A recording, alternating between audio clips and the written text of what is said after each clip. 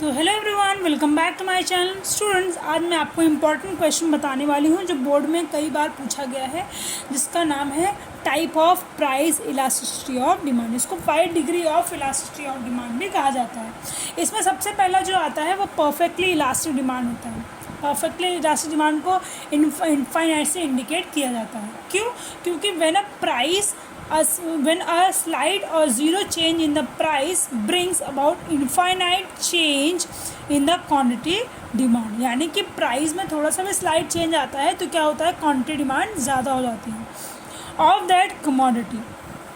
It is called as perfectly elastic demand. It is only theoretical concept. For example 10% fall in price में leads infinite rise in the demand.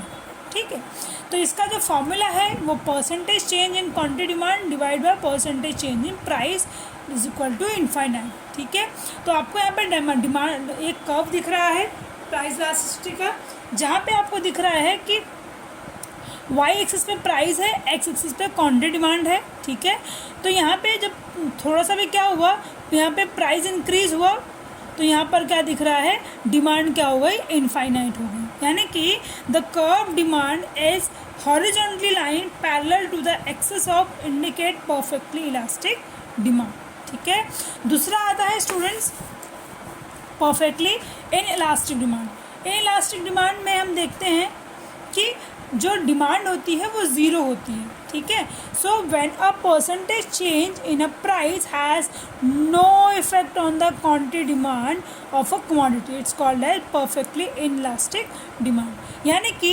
20% fall in price will have no effect on the quantity demand. इसको अगर formula wise देखा जाए तो percentage change, इसको change से indicate किया जाता है, change in quantity divide by percentage change in price, and then 0 divide by 20 is equal to 0।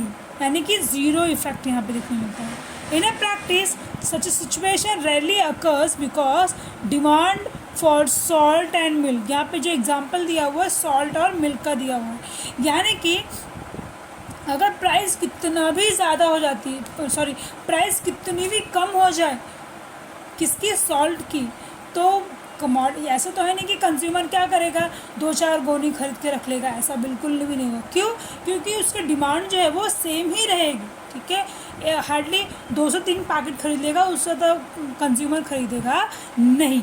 उसी को ही परफेक्टली इनइलास्टिक डिमांड कहा जाता है। यानी कि कितना भी प्राइस कम हो जाए फिर भी जो उसकी डिमांड है उस पर उसका 0% इफेक्ट पड़ता है। ठीक है, तो ये जो डायग्राम है यहाँ पे क्या एक्सप्लेन करता है, वाई एक्सिस पे क्या है, प्राइस है, और एक्स एक्सिस पे क्या है, हमारा क्वांटिटी है। यानी कि यहाँ पे आपको दिख रहा है P1 प्राइस जो है वो P1 हुई है, P2 हुई है, लेकिन जो डिमांड है वो कितना है, सेम ही है, यानी कि 0% पे उसका इफेक्ट पड़ा है। So when price rises from OP to OP1 or when price fall from OP2 to OP2, demand remains unchanged at OQ। ये क्या है, unchanged ही है। So therefore the demand curve is a vertical straight line parallel to the y-axis and indicate perfectly inelastic demand। ठीक है, next देखते हैं हम लोग। नेक्स्ट क्या आता है यहाँ पे, यूनिटरी इलास्टिक डिमांड। यानी कि यहाँ पे 1 होता है। ठीक है,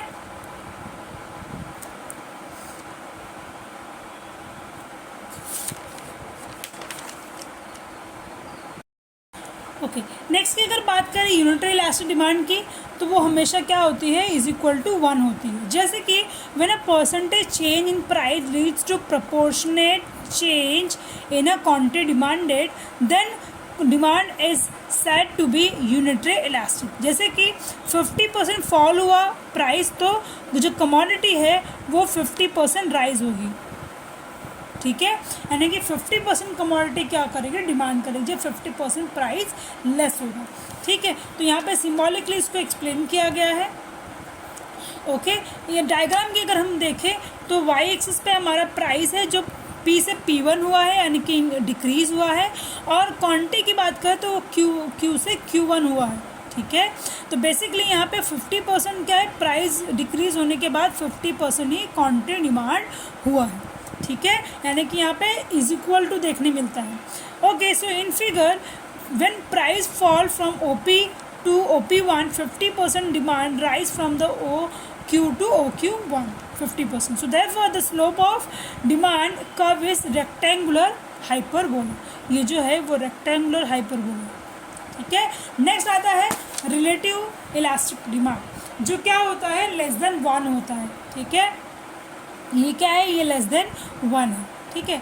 when a percentage change in price leads to a more than proportionate change in quantity demand and the demand is said to be relatively elastic. इसका एग्जांपल देखेंगे हम कि 50% अगर प्राइस फॉल होती है तो 100% जो कमोडिटी है वो डिमांड करने लगती है, ठीक है।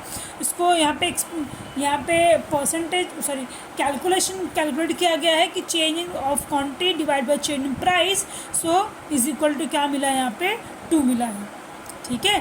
तो यहाँ पे डायग्राम हम देखेंगे, वाई एक्सिस पे प्राइस दिख रहा है जो P से P1 हुआ है, और यहाँ पर क्या दिख रहा है, Q से Q1 हुआ है, ठीक है। So in when price fall from OP to OP1 50%, then demand rises from OQ to OQ1, यानी कि 100% यहाँ पे प्राइस क्या हुआ है, डिमांड हुआ है। So the demand curve has a flatter slope, ये जो है वहाँ पे ये हमारा जो स्लोप दिख रहा है ये फ्लैटर स्लोप दिख रहा है।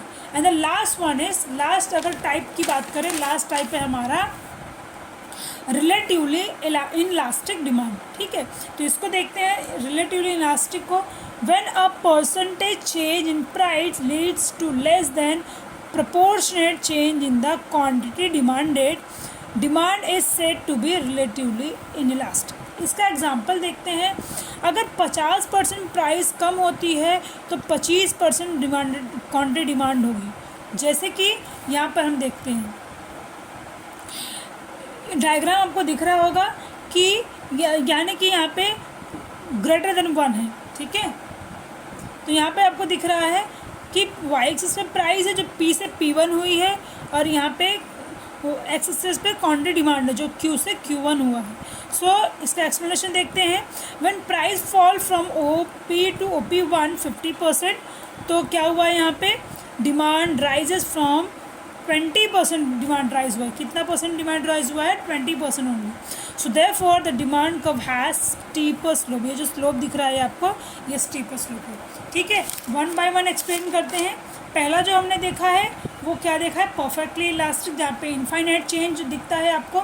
प्राइस में मैनुअली चेंज या स्लाइड चेंज भी आता है तो डिमांड क्या हो जाती है, इनफाइनाइट हो जाती है।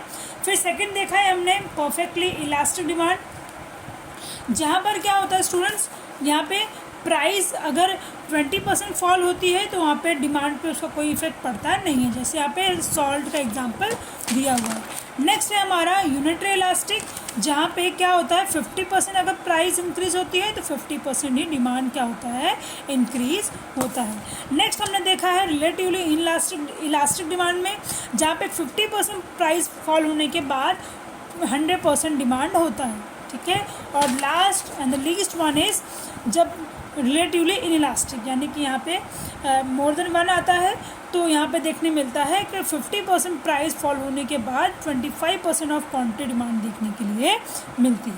Thank you so much everyone, please do like and subscribe my channel.